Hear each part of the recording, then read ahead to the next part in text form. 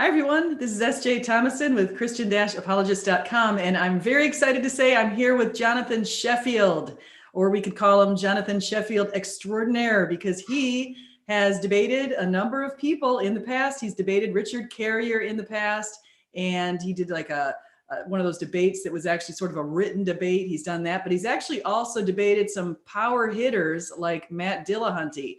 So Matt Dillahunty is sort of a famous atheist. He's got thousands and thousands of followers on Twitter, and he's got this show, this Atheist Experience. And so I actually had the time twice to watch Jonathan Sheffield's debate with Matt Dillahunty, and we have reviewed that on my channel. But before I reviewed that on my channel, I knew that Jonathan was going to prepare by really digging into the Roman Empire and the literature that we have from the ancient Christians and ancient non-Christians. And so he did that, and he did it in a really great way. He was very methodical, laid it all out. So why I'm telling you this is because he is probably going to do a similar approach on this upcoming debate on June 26th on the Modern Day Debate. He's going to be debating on why the rulers of the Roman Empire have been unable or were unable to falsify Jesus' resurrection. Obviously, they didn't find the body, and you can only imagine that they wanted to do everything they could to find that body, but they couldn't produce the body, and the Jewish people also could not produce the body. And so I know we're going to talk about some strategies that Jonathan's going to use. So without further ado, let me go ahead and introduce Jonathan. And Jonathan, if you could tell us a little about your background, so how you even came into this whole debating forum, how you got involved in this stuff, and how you've decided that Christianity is the way, the truth, and the life. So let's go ahead and turn it over to Jonathan. Well, thank you for having me on your show, SJ. It's always a pleasure. I love the work that you're doing out there in your ministry. As for myself, I've been involved in really studying and researching probably for the last 20 years. I've always had an interest in apologetics. And in addition to that, did I just lose? All of a sudden, I lost voice. Jonathan's coming. A second. Oh, there we go. There we go. Okay. Alrighty. So I've been researching and studying probably since my early teenage years. I've always been interested in the Bible. I grew up in the Anglican Communion, born and raised. So I was born and bred into Christianity. I started studying at an early age in my teenage years.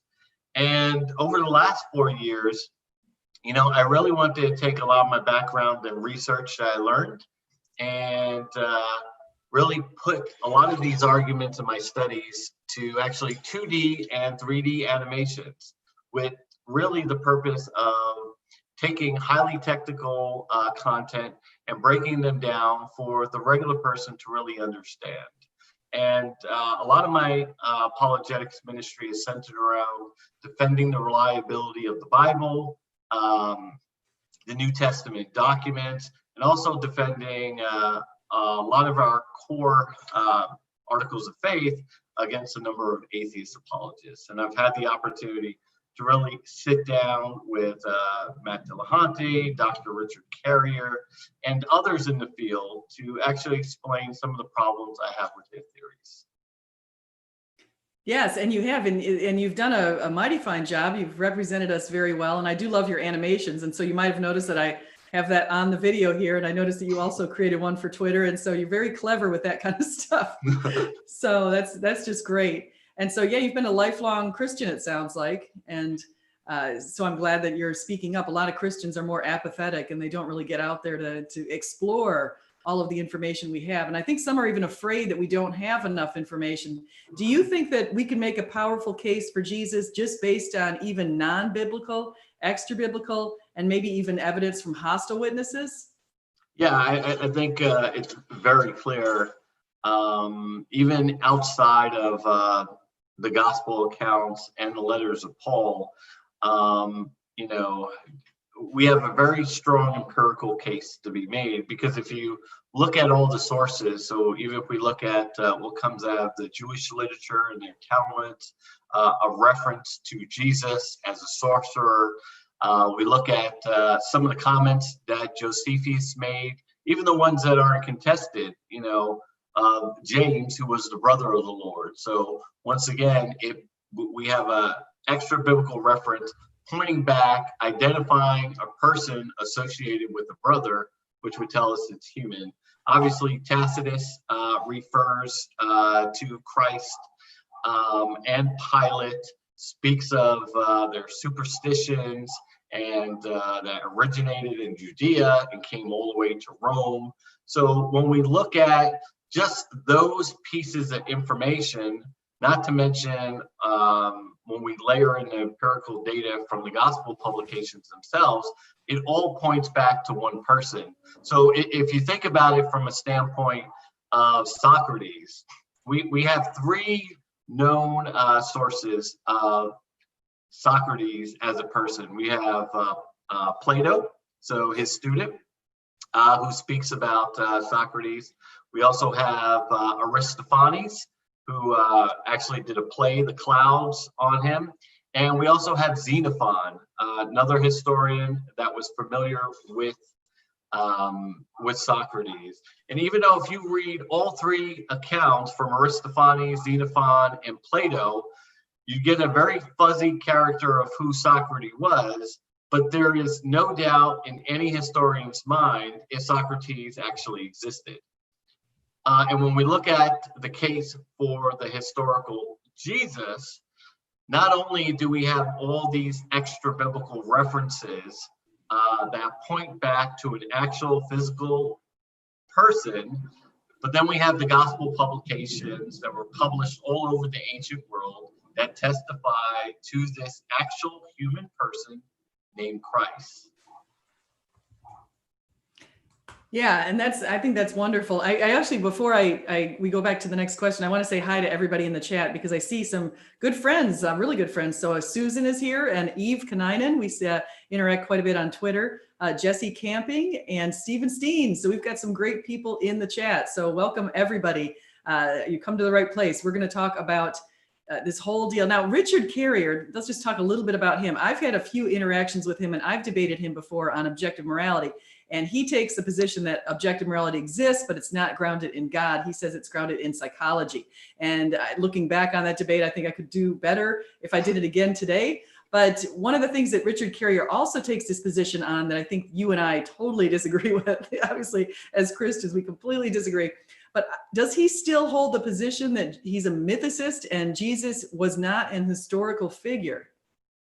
I believe so. Now, for the purposes of our discussion, Dr. Carrier is, for the sake of the argument, assuming that Jesus and Pilate, or Jesus did exist as a historical figure in our upcoming debate.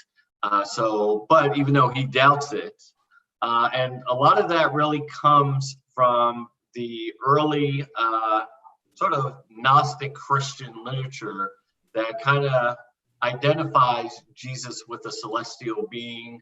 Marcion said that Jesus appeared out of heaven like a person. He didn't have a belly button, so he wasn't actually physically born.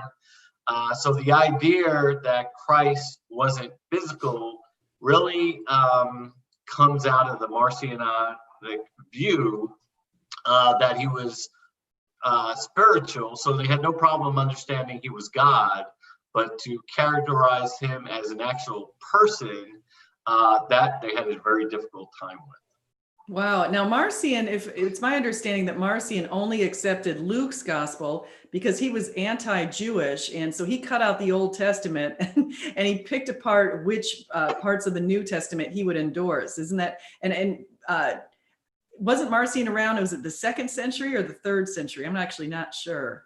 Marcion lived around 140 AD is when he was around. So he comes out of Pontus. So that's kind of, I believe, northern Turkey.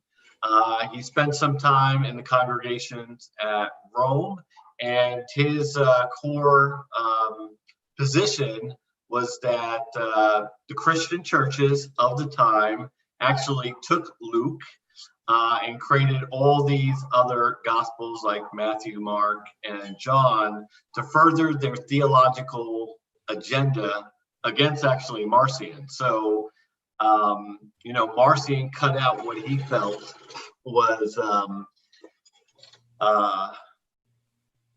not original to the writings of Paul. So he did recognize Paul and his writings, so he accepted Luke and 10 letters of Paul, which he redacted. So obviously anti-Semitism it's always been around, specifically in the 2nd century, very common. And we see that with his redactions of a number of passages relating to Judaism, Christ being born, and anything that spoke with as Christ is becoming the Messiah. Yeah, and actually that's really unfortunate. I think there was an anti-Semitic flavor sort of in some of the first few centuries. And I think that that's one of the reasons that even today, people don't really, in some cases, people don't appreciate the Jewishness of Jesus and the traditions from which he came. And so I think that I could just build on what you said. I think that's a bit of a problem. Yeah, I think we see that in the Greek Orthodox Church as well. Obviously I don't want to group the entire Orthodox into one bucket, but we do see throughout the early centuries a hostility or anti-Semitic attitude to Christianity. And Marcion is that case example from the 2nd century where it was a total disregard for any Jewishness coming out of the Bible.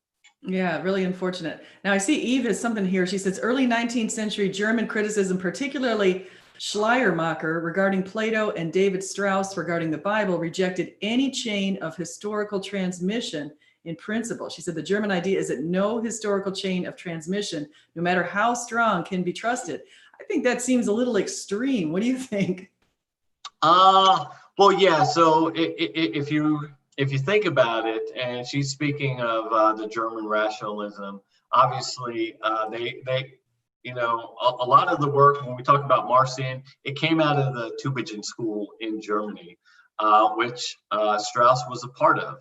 And we had this evolutionary view that started getting applied to the text of the New Testament. They understood, well, Mark had to be first because it was earlier.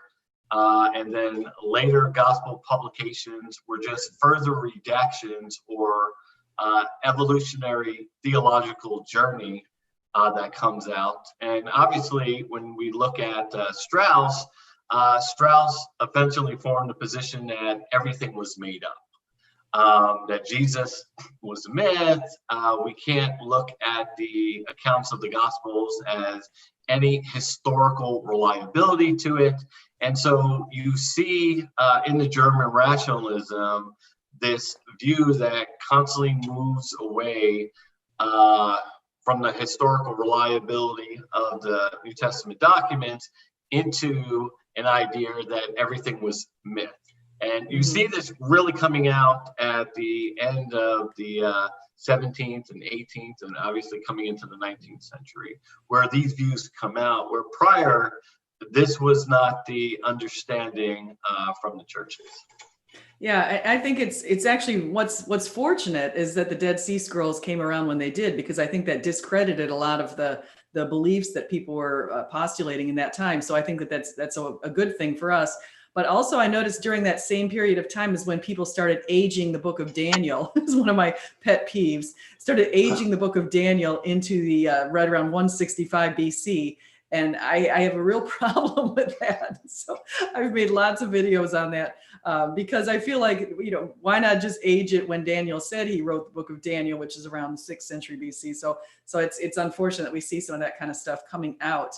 But to go back to the topic at hand that we're going to talk about, what do you think what have you found in the Roman Empire that suggests that they were trying to, did you find anything that shows evidence that they were actually looking for Jesus's body, or they were doing something to try to discredit the resurrection? Yeah, so obviously we have an official act of the empire in 311 AD under Maximum II. And if we think about it, he understood what needed to be done. to discourage the Christians of the time, to actually falsify the account. So he went out under his official title and published a tome in every district to his command. We actually see that not only was he sending out this information, but he ran a propaganda campaign too by getting this information into the schools, the university. He would have the kids read it, and he was trying to promote this propaganda that Christianity is false. Because if we look right before Maximum II, we see the efforts of Diocletian for 10 years that was an anti-Christian campaign to sort of purge all relevance of Christian sources. He was going after the scriptures, anything positive to Christianity, he was trying to destroy. With Maximum, he took a more propaganda approach. He's like, okay, well, we're going to go breathe this out of our system in the sense we're going to indoctrinate people to understand this is all false, this is all made up. And remember, the power of the Roman Empire, they had the historians, they had the scribes, they had the rulers, they owned all the lands, and they were able to use these means to further their agenda against the Christians. Obviously, it became well known, and they published a forgery throughout, which was which was exposed. But this was an official act that they understood what needed to be done. Yeah, very interesting. And so I want to go into that a little bit. So Diocletian, it's my understanding he was around say right around the year 300, just before Constantine came into office. Or relatively soon before Constantine came into office. Maybe it was 295 or 290. But did you happen to find anything on people who were earlier, like Nero? Well, yeah. So, it's interesting about Nero because Tacitus gives us a lot of really good information on Nero because the problem with Christians did not start in the 4th century. It wasn't like, hey, where do all these guys come from? The problem started very, very early. Tacitus actually gives us very good information that, Nero understood that there was a political problem with having the Christians there in their city, and actually laid blame on the Christians. And if you think about it, the Christians had to be big enough, a group at the time for Nero to lay blame. Tacitus tells us in the same chapter that the Christians were infamous for their abominations. He tells us that their superstitions, which is clearly a reference to the resurrection of Jesus, in my view, was spread throughout Judea where it had its origin, and it has come to Rome.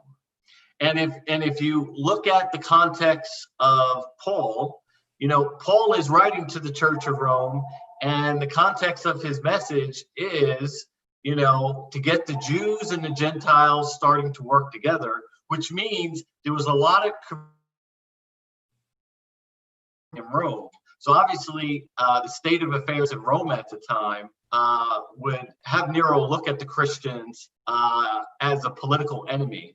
So obviously, when the fires got set in the marketplace, Tacitus informs us that Nero blamed the Christians, and we can understand why they did. They were becoming a political force throughout the empire, not only in Judea, but now also in the heart of the empire in Rome. Yeah, I read a book by Alvin Schmidt, and it was on the historical context of that time. And it was really interesting because it was talking about a lot of people who were pagans, and they had these really raunchy sort of lifestyles. And I guess you could see evidence of the raunchy lifestyles on their frescoes and on their pottery and things like that, where they show themselves doing some pretty gross things sexually. And so they were in awe of the Christian women who are actually faithful to their husbands and not out there whoring about. And so do you feel like it makes me think that the morality of the Christians was something that was putting these other people to shame. And perhaps that's one of the reasons why they had it out for them, because the Christians weren't doing anything violent. They were peacemakers. They were known to be doing a lot of the right things in their homes. They were praying, they were worshiping. What in the world was so offensive to the pagans that they would go after them and try to always get them to renounce their faith, as we evidence with Pliny the Younger. And I think it could have to do with a certain jealousy that they couldn't live up to the Christian standards, or they didn't want to. Yeah, so obviously there's the philosophical views that they're obviously having a hard time with. Now, in reference to the empire itself, obviously Christians were meeting inside their homes. So, they're having, what Rome would look at is that they're actually meeting in homes, not in the public square. They're not worshiping in the public temples where they can be seen. So they would be viewed, in my view, as a threat to the state. So if you think about it, what are these people doing? Because you got to remember, the Roman Empire operates like a police state. It's like North Korea. It's like communist China. It's like Russia. You have all these people assembling themselves, and we see that in Pliny's account to Emperor Trajan, is that they're assembling themselves sort of secretly in their own homes. They're not worshiping out in the temples like everyone else is. So what is going on, which can be viewed by the empire at that time as a threat to the state? Remember, the Roman Empire had taken over all these areas. As we can see with the Jews, they went through two very long wars with them in 70 AD and then in 120. So obviously, anyone that's trying to meet undercover or looks like they're being conspiratorial in nature is going to be viewed as a threat. That's interesting. And I'm just thinking about going back to Jesus, even when he met Pilate, and Pilate says, "What is truth?" And so they're trying to search for that, and this idea that you're supposed to sort of worship the emperor of Rome as if he's some sort of a god. And the Christians also, of course, did not do that. They obviously would not acknowledge the emperor of Rome as a god, and that, of course, probably was threatening, as you're mentioning. Mm-hmm. Yeah, obviously, when they're talking about a physical kingdom, I kind of brought this up in the report from Hegesippus. He was an early church historian that traveled around to the churches, and he reports on an account from Domitian that Domitian was very worried about the advent of Christ, just as Herod had.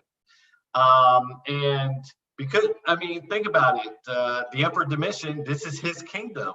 You start hearing conspiracies of another ruler coming to take over, it's threatening your land or your kingdom. Mm-hmm. So he has his spies locate the grandsons of Jude, which is of the family of Jesus, brings them in to actually understand, tell us about Christ, this kingdom, who will it be, when will it happen? Because there's this concern or attitude that, his kingdom is somehow in jeopardy. It was perceived as a threat to the state. So he calls them in, he looks at their palms, and he sees that they're of humble origins. These people aren't practicing with swords to go take them over. So they perceived it as a real threat. But at the same time, the empire is very cautious about rebellions because, they're taking over all these people. The last thing they want is a rebellion on their hands. And obviously with the Jews, they see that in 70 AD and in 120 with Bar Kokhba. So going back to Hegesippus, or wait, no, it wasn't Hegesippus. You just said, did you just say that they called in Jesus's family? Is that what you just said? Yeah. So the Emperor Domitian, because, when Tacitus talks about all this superstition, all this, what they view as Christian propaganda that's being published. You have the Gospels published. You have people talking about this. So it's talking about, the return of Christ, the second coming. And, so all this is out there. And remember, I mean, we have to think of like, how would North Korea respond of all these things?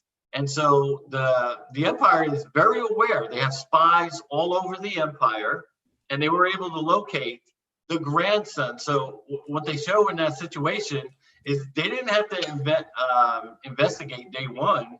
They could go back, they could go to the relatives, and they can glean information about what's happening. So they knew where to look for the family of Jesus. It wasn't like these people were underground. They have spies all over the area. They have their troops. They were able to locate, the grandsons of Jude, or the family of Jesus, and bring them in. Okay, I want to get into that because I have been searching for that for years.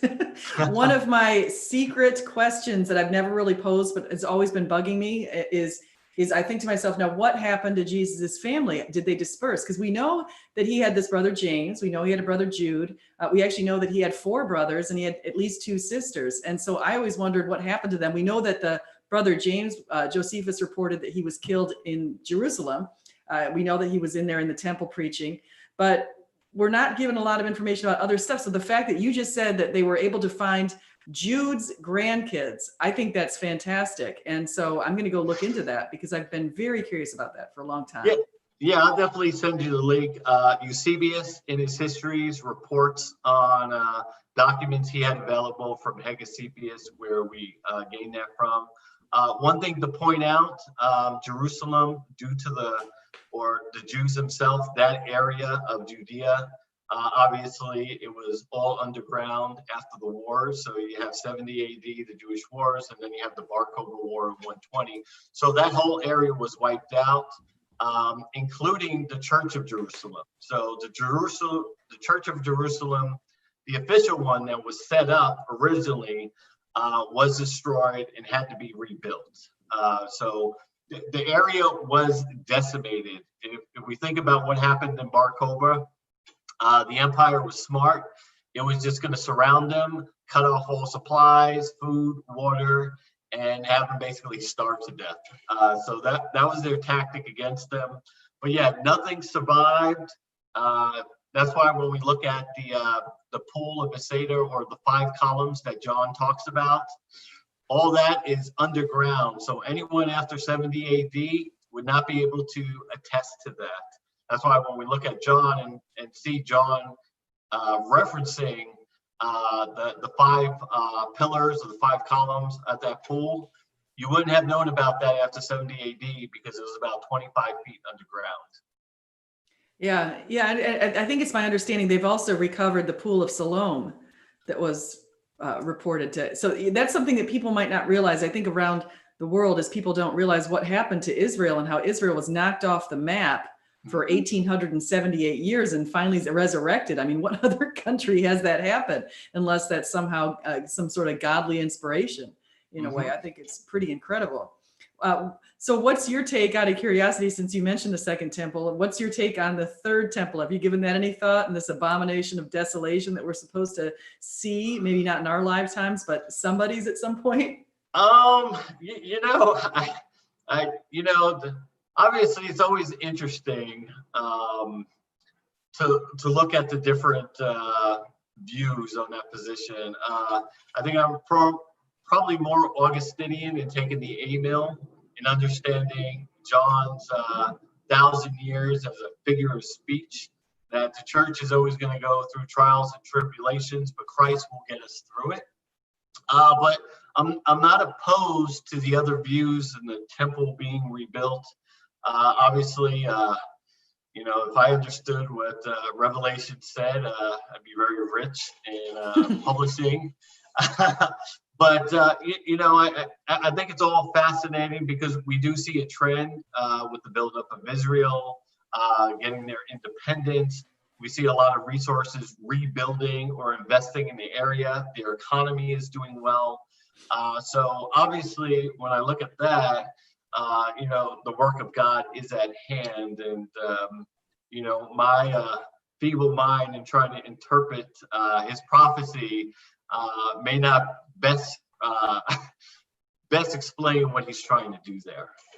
Yeah. Well, I actually had a Jewish guest on my show who's a Christian. He's a Messianic Jew, and he actually told me something I didn't know that I thought was fascinating. But he said in the 1967 war, at that point, Israel owned half of Jerusalem, and the other half was owned by, I'm forgetting the country. Egypt or Palestine or Jordan? Yeah, Jordan. The other half was owned by Jordan. And so what happened was they went to war, and he said it was almost as if it was godly, because what a lot of the soldiers thought, like the Egyptian soldiers testified, that they thought they saw this immense military coming at them, and they abandoned their tanks and they abandoned everything and just gave up. And that sort of effect was a domino effect to the other countries. So all of these countries, including Egypt, Jordan, they were all surrounding Israel, and they were all after Israel, and Israel somehow pulled off that war and reclaimed Jerusalem in whole.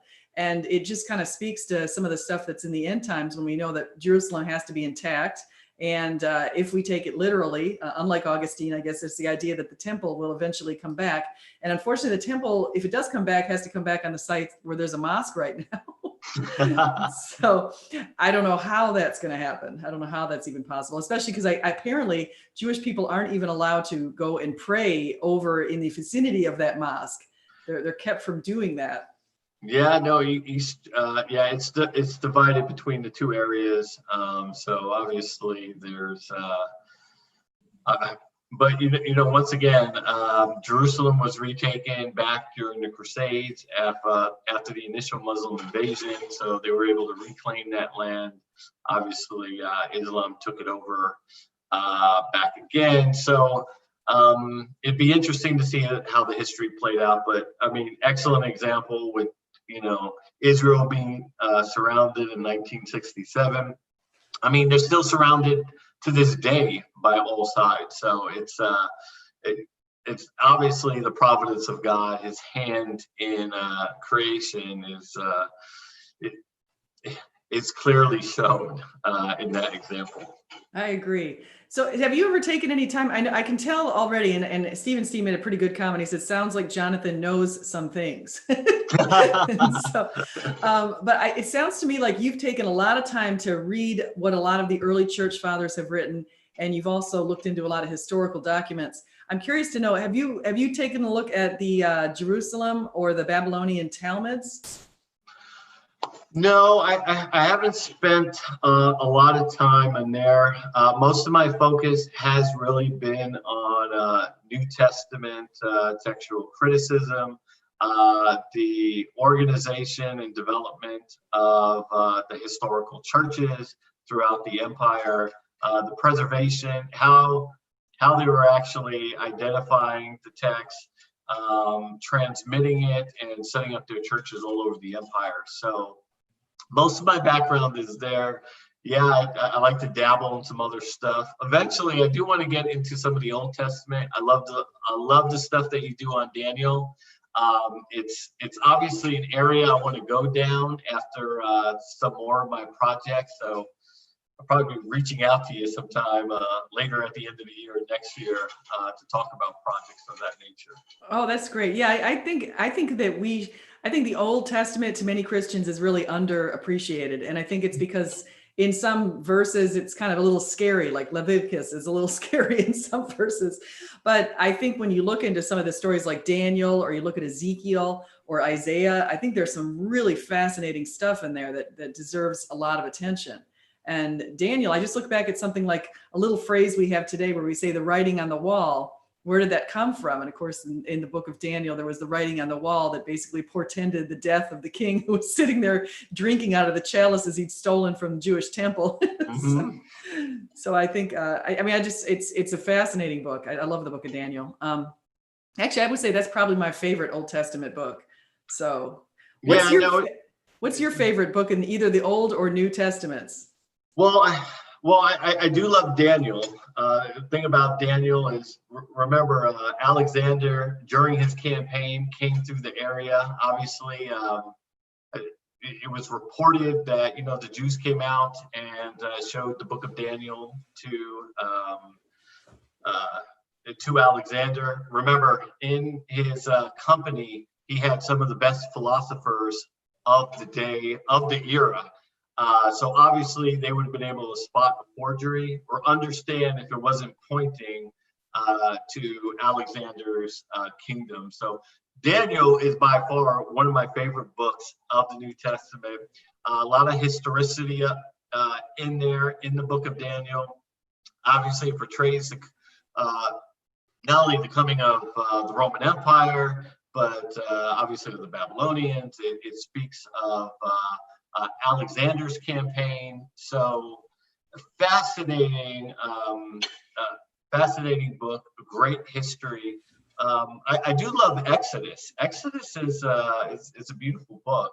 Just to understand God's providence, his care for the people. It's a lot of the foreshadows of the coming of Christ that we see, the setting up of the law, the giving of the Spirit, out of bondage or out of sin to your justification. So a lot of shadow types of Christ that is being portrayed in the Old Testament, in Exodus. So beautiful book. And I think on the New Testament, I love Luke. Obviously, he's a beloved physician. He's an amazing historian. Obviously, Paul's companion, and he's a remarkable historian in what he was able to document. The accuracy of it, he gives us information that's corroborated by archaeology these days when we look at the inscription at Delphi and showing that Gallio was in Corinth, which really is able to pinpoint Paul's ministry and literary career out to the churches. So yeah, Luke by far is my favorite. Oh, that's interesting. Yeah, I like Luke. Well, the combination of Luke and Acts is a pretty powerful set of books. So, which I guess were initially one book. And so, and I actually think when people try to argue that the Gospels were written many decades after, they haven't looked at the content of the book of Acts, for example, which reports the deaths of James and Stephen, who are only minor characters when compared to Peter and Paul, whose deaths weren't reported in that book. And so I think that's something that should be noted, because Peter and Paul both were martyred in the 60s. And so people don't seem to want to know that. So I think what you're saying with Exodus, though, is also noteworthy, because one thing that people might not realize is the way that Jesus, so much symbolism in Exodus was played out in the New Testament with Jesus, and the fact that he presented himself on the during that what we celebrate as Palm Sunday, when he came out into Jerusalem, he presented himself as the Paschal Lamb.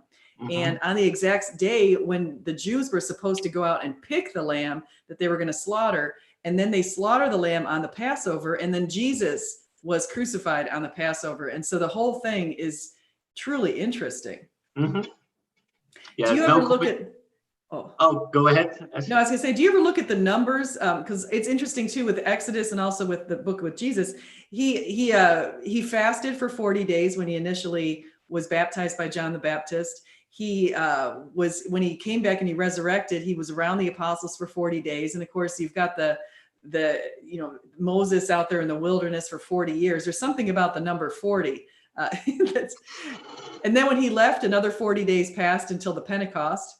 And so we have some interesting, a lot of interesting numerology in all of this. Yeah, no, I definitely agree. It was obviously pretty big of a philosophical or legal arguments they used in numerology quite a bit. So yeah, it is kind of fascinating when you look at the giving of the law and the giving of the Spirit, the time frame between those events from Mount Sinai and then obviously over in Jerusalem. So no coincidence is there. So yeah, I think so too. I think, and even something even really interesting is if you look at the Talmud, I'm forgetting if it's Babylonian or Jerusalem Talmud, actually both of them sort of make mention of what was going on in the Second Temple right around the time when Jesus came about. So there used to be some miracles that were appearing when the high priest would go into the Second Temple during certain celebrations. And they would see something like something that was like a white cloth turn red, or no, it was a red cloth turn white, and some different things that would happen. And suddenly, as soon as Jesus started his ministry around the year 30, this all stopped. And it basically stopped for the next 40 years. But the doors, people like Josephus and Tacitus reported that the doors of the temple were opening and shutting on their own, even though they were extremely weighty. And this occurred over a period of 40 years until the year 70 when the temple was destroyed. So there's some fascinating stuff. And I don't want to get too much like we're starting to pull numbers out of a hat and make it up and say, okay, I'm going to find 40 here and 40 there. But there are some interesting things. So I want to also, as we're going through this, I want to say hi also to Gavin and Dalton and Craig, who are in the chat, and SD4FR, some other names out there. So hi to everybody. If you guys have questions for Jonathan on how he's going to approach his debate with Richard Carrier, which he's going to talk about the Romans and basically how they were unable to falsify the resurrection, but we certainly think they probably tried. In fact, we have a lot of evidence they were hostile. Many of them were hostile towards Christianity. So we're certain that they probably had some funding going on to discredit Christianity. And so feel free to ask. So Jonathan, so what's one of your biggest pieces of evidence that basically they failed in their task? Because I think Richard Carrier has actually made the argument that, actually, let me get into this a little bit. Richard Carrier has made the argument that Jesus could have been buried in a mass grave. And I have a lot of arguments against that, but I'm curious to see if you've thought about that whole argument instead of having Joseph of Arimathea bury him in his own tomb. Well, yeah, so let's talk about that. Let's say he was buried in a mass tomb. Well, the report in the gospel accounts, all four gospel accounts, has Joseph of Arimathea as the person who collected the body. So that would be information that they would have available for them that they could falsify. So if you think about it, who would own a tomb in Jerusalem? I mean, this is like the New York City of the ancient world. The Romans had a presence in there since the time of Herod, and making sure everything was stable in that area. So all they had to do is just check it out. Joseph, did you pick up a body? Because they would have had to go to get the body. And then you would have to put it in Jerusalem. So this is not out in Wyoming. This is not out in Oklahoma. This is in Jerusalem, the epicenter of the ancient world. So if you think about it, you talk about thousands of people. This was the center of Hellenistic culture that was throughout. So you had both Jews and Gentiles all over this area. They were following Jesus. And, you know, all the Romans would have had to do, let's say there was, he was put in a mass grave. Well, obviously someone had to collect the body. The gospel accounts could have been easily falsified just on that narrative because, I mean, Joseph of Arimathea was part of the Sanhedrin. You knew who he was. He was wealthy. He was well known. Even if the gospel account was all false on there, you could look for someone by the name of Joseph of Arimathea. The point in Hegesippus' report is they were able to track down the grandsons of Jude generations after it happened to find out about Christ and his kingdom. You don't think the authorities would have been able to track down a man named Joseph of Arimathea, part of the Jewish group who owned, because remember, the Romans, they burnt their bodies. They weren't like the Jews that actually had a ceremony around it. So you don't think they would have been able to find a tomb? You would have had to be wealthy to do so. And even if Joseph of Arimathea wasn't alive, they could have went to the family and said, did you guys ever have a tomb in Jerusalem?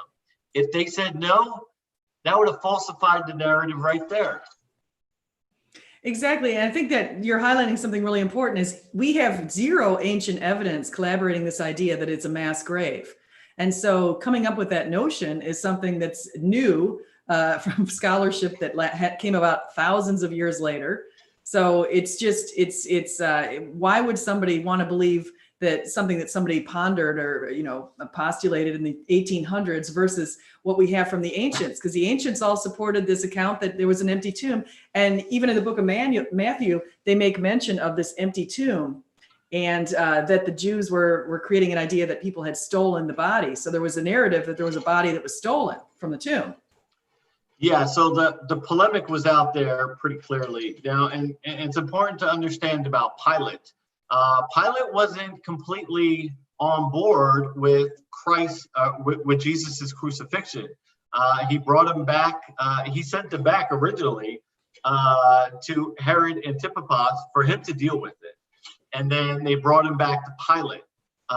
One of Pilate's wives was a God-fearer, so he was very resistant to going ahead and crucifying an innocent man.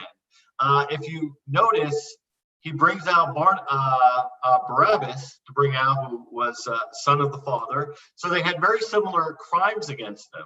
And if you notice, Pilate washes his hands of the entire incident, saying, "This blood is not on me anymore."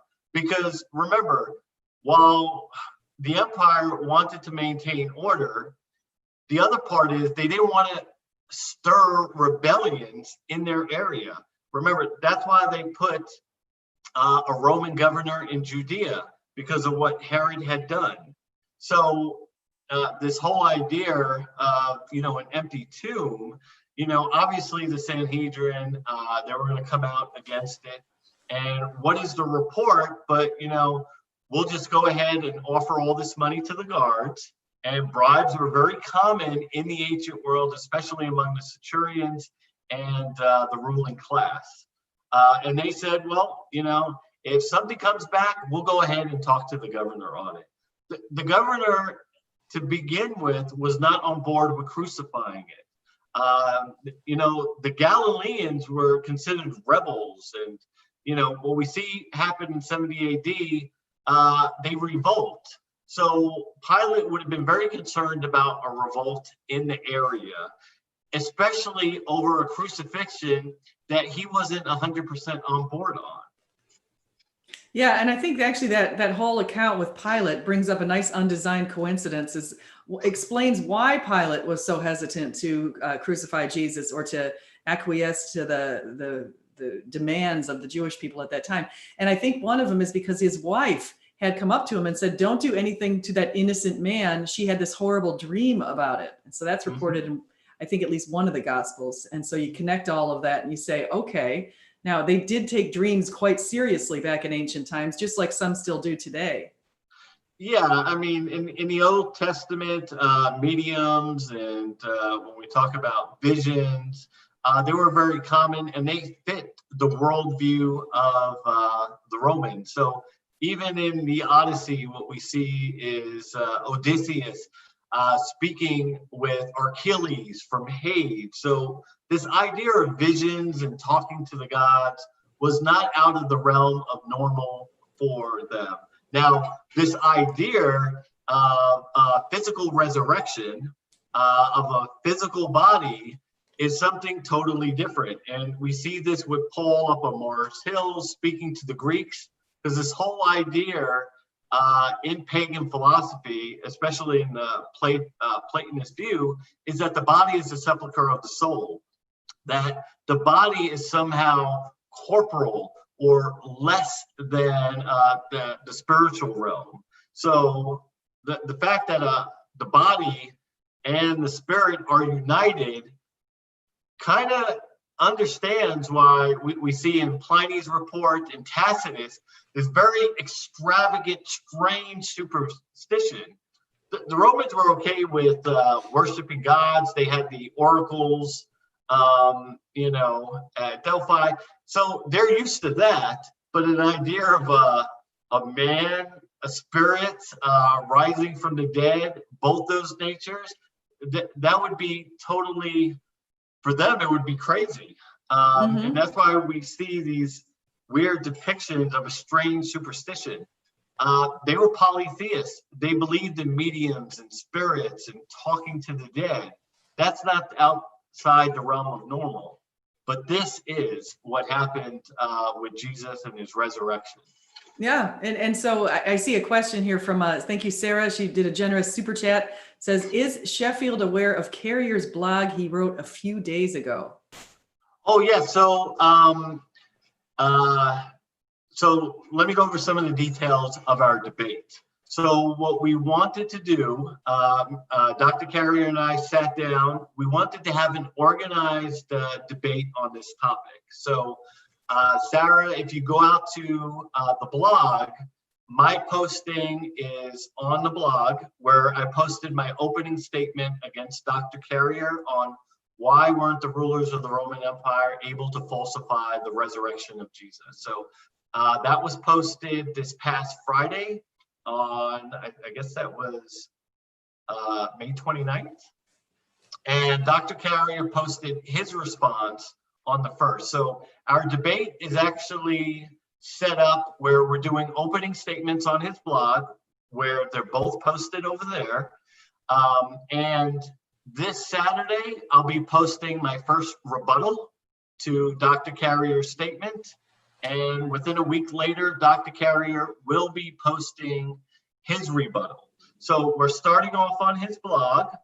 And then on June 26th on Modern Day Debate, we are going to do a little bit of a recap to kind of reintroduce our arguments to the audience, and then have post-debate discussion and closing arguments on our debate. So yes, it started there, Sarah, so that's why you're seeing it. My post came first and then his second. So he's responding to me. Yeah, so let me ask you this, Jonathan, what strategy do you think he's going to use? What is he going, what's your, as far as maybe he's writing things already, so maybe you're getting a good hint of that. Yes, so that is very helpful. One thing I'd like to say about Dr. Carey, he is a skilled debater. He knows the history and the literature of this time. None of my quotes or references are going to be anything particularly new. Obviously, I am providing much more probably research or case examples that maybe is not common in the apologetic realm. Obviously, I brought up the case of the Bacilli by Levy, which was a group that, they were into drinking and fornication and orgies. But they were meeting in secret in these caves to perform their rituals. Obviously, the Roman Empire perceived that as a threat to the state. And what we do see is lots of parallels between Rome's investigation in Levy's account of the Bacilli and how they also investigated another religious cult, Christianity. Because remember, Christianity is meeting in houses. It's secret. They're not out in the public temples worshiping with everyone else. Very similar to the case of the Bacilli. They're in these secret, they have secret memberships to these groups. Now, I don't want to give away all my arguments because I'm already in preparation of writing it. I have about half of it done. Dr. Carrier has left me some good information to respond to really build and develop my case. And Sarah, that should be posted Saturday or Sunday. You'll see my response to his original rebuttal. But I did post my opening statement on there where you can read through and you can see how Dr. Carrier responded to my original arguments. Yeah, that's great. I just, I see, this is kind of going off topic really quickly, but I see somebody in the chat that I think I watched his debate. I think Smokey Saint, I'm pretty sure the person's name was Smokey. And there was a debate with 2 Christians and 2 atheists on the Modern Day Debate not too long ago, and they got into a lot of the science, and I found it a fascinating debate. So if that's the case, I want to do Smokey Saint. I think you were on the side, the Christian side, if I'm not mistaken. So if you could just clarify that, because I never got the full names of some of the Christian people in that debate. And so I just asked for a little clarification. So yes, I think, Jonathan, I think you're doing a great job for Christianity. I think you're getting people equipped by getting people excited about looking at the evidence that we have.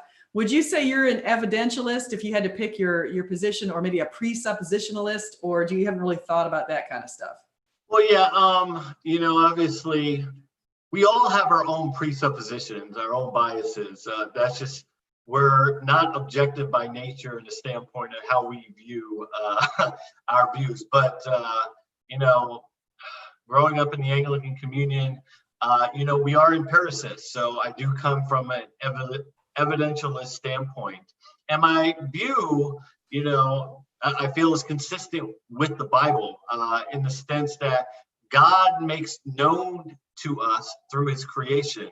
When we look at Francis Bacon, who was an Anglican, who came out with the scientific method, his thing is we can understand by reading the scriptures, we can understand God's law, and we can see him through his creation. So we can know God through his laws that's revealed in creation. So, I mean, even when we talk about we are the temple of where the Holy Spirit dwells. So we have this notion of both the physical and the spiritual combined in one. So God called his creation good. So we can know God through his creation. So when we, during my discussion with Matt Dillahunty, and I appealed to the historical, that God made these works known throughout history so we can identify them. It sort of plays on, you know, you will know a tree by its fruit. So there's something physical to the effect, or where John says, test the spirits for they're all not of God. So God provides this empirical means to which to validate a lot of that stuff. Yeah, and I think, and that just kind of is going to go back on the Smoky Saint. Yes, that apparently was Smoky Saint who represented the Christians in that debate. And I had a Canadian atheist on my channel just before that, and so he was looking forward to debating. But I can say that what the tactics they used, they talked a lot about the general revelation and the idea of our DNA and DNA code. Actually, they got really specific into the science on a lot of this stuff, talking about the evidence that we have, even in that sort of thing like the human genome. Mm-hmm. And I don't know enough about that to be able to really dig deeply as they did, but they did a fantastic job. So I highly recommend anybody go over to watch the Modern Day Debate recently with the Smoky Saint and Canadian Atheist. And there were two other people, names I'm forgetting right now. Please forgive me for that. But Modern Day Debate, I'll give him some credit. He's been building up a pretty big channel, and he's had some great guests, and he's going to have you on there. If you guys are just joining, he's going to be, Jonathan is going to debate Richard Carrier. Richard is a graduate of Columbia University, I understand, out of New York, I think. And yeah, it's from my hometown. So yeah, I think he went to Berkeley, and he finished off at Columbia, which is an excellent school. So his credentials are legit.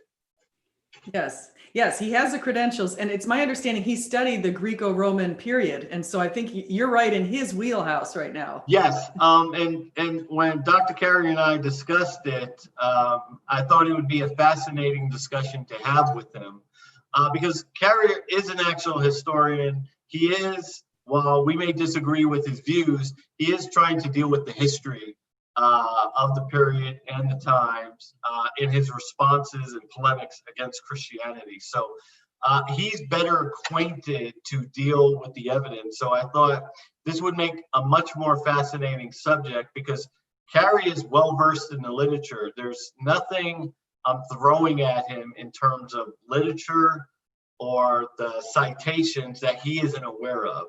Obviously, he's going to have his view on it. I'm going to have mine.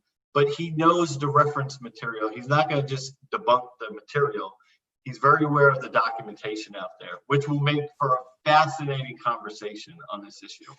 Yeah, that will. And just I'm going back over here because I see Smoky Saint just entered the names of the people whom I forgot. So John Maddox and Smoky Saint were up against Canadian Atheist and Religion is BS. And actually, I mean, Canadian Atheist is a nice guy. I had him on my channel, but I have to say, I think that, and it's not, I don't think it's because I try to say when I think the atheist is given his due on these debates, but I do think that Smoky Saint and John Maddox had such a solid presentation on a lot of scientific reasons that we can believe. And you cited general revelation. I think looking out at nature, I know atheists hate when I say that, but I'm sorry, if you look outside and you look at the sky and you look at I just feel like the revelations are all around us. And I think that God is good. And something that you just said I wanted to build on. because that's a typical argument that atheists will make, is you said that God looked at creation and he said it was good, but he didn't say it's perfect. So and actually this was one of the funny things that they brought up in the Smoky Saint debate, is they were talking about the typical arguments that atheists will say, like, well, then why do we have an appendix? Or why do we have this organ that's not vital anymore? And so they actually looked at those particular organs and pointed out that apparently they had some sort of a use back in prehistoric times. They had some use for these different kinds of appendages that we now consider not, we consider them disposable, essentially. And so they had really good arguments. So I encourage everybody to go over there and check that out. So I see Stripper Liquor. I think his name is, I want to say he said his name is, I think, Jacob, if I didn't forget it. He says, Carrier does have impressive credentials. However, I do not find his myth position convincing. Okay, that's good. Because I think the person who wrote that, Stripper Liquor, is, I think, an atheist. So they don't believe in the mythicism. Yeah, I think Stripper Liquor, obviously that's probably not the most COVID-19 safe thing to do probably these days. But I think he asked me a question during my debate with Matt Dillahunty. I think he had raised the question. Oh yeah, it is Jacob. So we can call him Jacob. So that's why I call a stupid whore energy Sarah. I wondered if they knew each other, but I guess they don't. Oh, look, she just wrote right after he did. Got some interesting audience members. Yeah, no, they were on the debate with Dillahunty, so I found it very interesting. Obviously, they had a lot of questions, and obviously, hopefully, they come out for Dr. Carrier. A lot of really good history. We're going to be talking a lot about Rome, the empire's inability to falsify the resurrection of Jesus. So it's going to make for a very fascinating discussion. Interesting. Yeah. And so Smoky Saint is saying wisdom teeth, and that's actually one of the things they were talking about. So it said wisdom teeth were necessary when our diets were mainly roughage, and junk DNA is for mitigation of disease and cancer. We are behind decades in medical research because of atheism. Ooh, that's a tough one. That's a tough one for the atheists. They're not going to like to hear that. So Jonathan, are you debating anybody else? I guess we should probably kind of wrap up a little bit, but are you debating anybody else besides Richard this summer? Do you have other plans in the future? Probably so. I'm still trying to, I would actually enjoy a conversation with Cosmic Skeptic. I haven't reached out to him officially. Very sharp guy. I mean, obviously, schooled at Oxford, young, charismatic, good speaker, intelligent. I think if I would move on to another discussion, the only difference is a lot of my discussion points is on a historical nature as opposed to philosophical. So that's probably the only maybe issue we'd run into. But I do plan on opening up the discussion to other atheists out there. I mean, obviously, Dillahunty, we talked about maybe having another discussion. Obviously, Carrier is great on the wealth of his background and really having these really deep, intense historical discussions. So, yeah. I want to obviously survey the field to see who's really out there in my wheelhouse to have a really good discussion on. Yeah, I'd like to see, here's what I'd like to see. This would be a good debate setup. So I'd like to see you debate Cosmic Skeptic on objective morality because he takes an interesting position on that. I think it'd be interesting to see you debate Rationality Rules as well. He's another person from England, I believe. And Rationality Rules would be good to debate on whether or not we have free will, because he posits that we don't. Oh, okay. So that'd be interesting with Rationality Rules. I've heard of him. So yeah, that would make it for a pretty interesting conversation. Yeah, what Rationality Rules is, actually, I'll tell you really quickly. I looked at one of his videos and he goes back to this Libet studies and he tries to use that study to say that we don't have free will, because in that study, they put these people in front of a computer screen and they flash something on the computer screen and they noticed that their brain activity was going before they actually made a motion to react. However, what he didn't include was the fact that there's a lot of studies out since then, including Libet himself, basically saying that still, even though people's brains have sent a signal so that they react to something on a computer screen, so in his mind, it means that they don't have free will. The particular person who did the study and other studies since then have said that, yes, but you can stop your finger from pressing that key between the time your brain sends that signal and the time when you would press the key. So that means we do have free will and we can make choices. And so that's why I would love to see, I would like to go debate him too. And you're really good in a lot of that area. I mean, your stuff on objective morality, really good. Yeah, that would be it'd be an interesting conversation.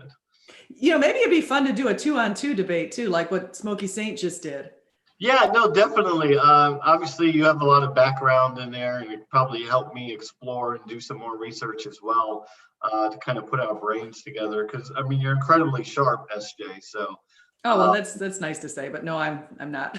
just a regular Joe. But yeah, no, that would be pretty fascinating to get with James, see if we could do a 2-on-2 debate. Yeah, he's trying to set me up with somebody right now actually on objective morality. So maybe it might be fun to try to get a second person for the atheist and then you, and we could just go in there. And I think that might be more interesting than just having two go back and forth, Yeah, no, I would agree because even though I have my views on it, you have a lot of background and knowledge, so obviously you'd be able to carry a lot of the weight in the discussion. But that would be fascinating, a great learning experience to really delve in and research on that particular issue. Yeah, it is. There's a lot of great stuff out there. And so anyway, I don't remember if I put your links in the chat, but I will do that. Do you have a website or a blog site, or I know we can find you on Twitter? Yes, so they could go on YouTube, Jonathan Sheffield. They can see all my cartoons, especially the cartoons I made of Richard Carrier in our last debate. Pretty hilarious. So they could go there and find me. Obviously, they can find me on Twitter as well. Just know that the debate is already in progress with Dr. Richard Carrier and I. We already opened up our opening statements. People are free to post their comments or their blog postings out on his blog, and we can review them there. We'll have rebuttals next week, and they will be coming on Modern Day Debate on June 26th for our live finale. Yes, be exciting. So everybody be sure to go ahead and like and subscribe to anything that you see put out there by Jonathan Sheffield. I highly recommend that. I'll put the links in the description. I don't think I've done that yet, so I will definitely do that. And I want to say thank you so much for coming on my channel and sharing some debate ideas and also some of your thoughts on the Roman Empire, because I think a lot of us like to come here and learn something new every day. And so I think you've shared a lot of great knowledge. Oh, well, thank you so much. It's been a pleasure, SJ. Look forward to talking with you. All right, thank you. So I'm going to go ahead and end the stream. Thank you, everybody in the audience. Really appreciate everybody coming by, especially all of you, all of my regulars, but also even seeing Smokey Saint here after watching that debate. That was very exciting. So thank you for showing up, Smokey Saint. And I'm going to go ahead and end the stream. So, okay, that's all she wrote there.